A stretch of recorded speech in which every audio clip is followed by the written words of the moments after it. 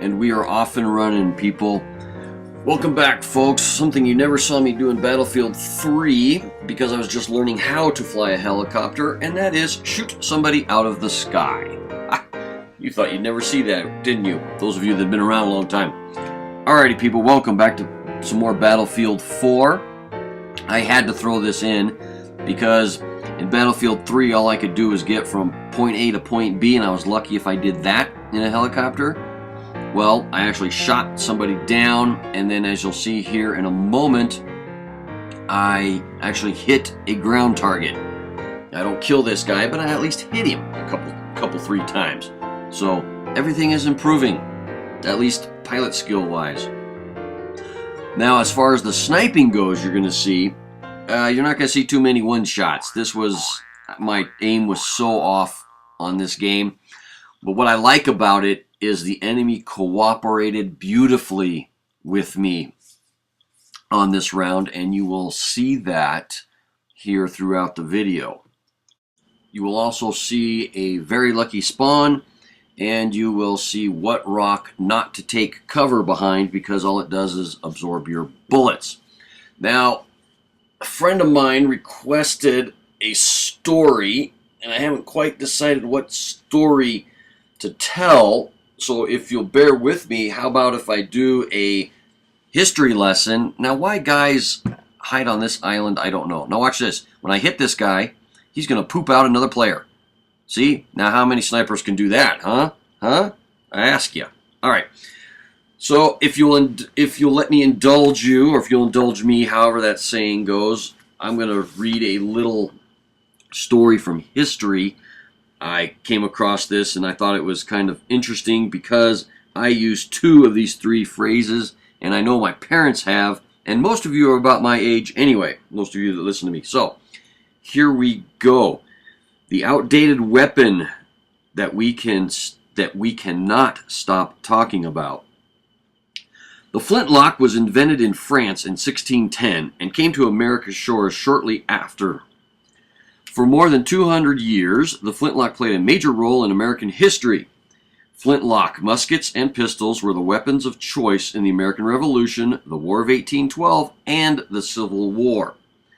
And though they have been obsolete for more than a century, they live on in our language. To fire a flintlock, the shooter first cocked the hammer part way so that he could sprinkle some powder into the priming pan. But he had to remember to cock the hammer the rest of the way before firing. Otherwise, the gun would go off half-cocked. When the trigger was pulled, the hammer brought down a piece of flint with great force, creating a shower of sparks. If the powder in the pan ignited but failed to set off the charge inside the barrel, the result was a showy but useless flash in the pan. When that happened, no one knew when or if the gun was going to go off. It was said to be hanging fire. By the way, the lock in flintlock referred to the firing mechanism. It was one of three major parts of the gun. Only if you had the lock, stock, and barrel did you have everything. Remember the flintlock. I came across that little tale, so I thought I'd share it. Anyway, look at this guy. Look how helpful the enemy's being. I get time to reload, zoom back in, and take him out. Thank you. That's why I did anything. That's why I was able to get any kills this round, is because the enemy was just so helpful. They just stayed put and let me keep shooting at them till I hit them. I mean, people, I got 42 chances to get you if all you're going to do is stay put. I put this little scene in because I thought this was very how my day, I'm losing my words here, how my day was going, or how my game was going. Grenade in the wrong spot. I will kill this guy. And then from here on out, I'm going to say that this is me helping or assisting my teammates. Now, I told myself I wasn't going to do a rant this video because we all have issues with Battlefield 4, but I just can't help it. I've got to get this off my chest because this is my biggest beef with the game. Battlefield is to promote teamwork. You've got to play as a team if you're going to win this darn game. And play the objective, people. Oh my God, play the objective. Anyway, you've all heard the adage, if it's not broke, why fix it? Why would you go from Battlefield 3, where you and all your friends can squad up and then get into a game, to having one of you get into a game, then another person join that game, hopefully be on the same team. A lot of chances, or a lot of times, you're not on the same team, and then you have to wait for the next game to get put on the same team, assuming that the lobby can accommodate that.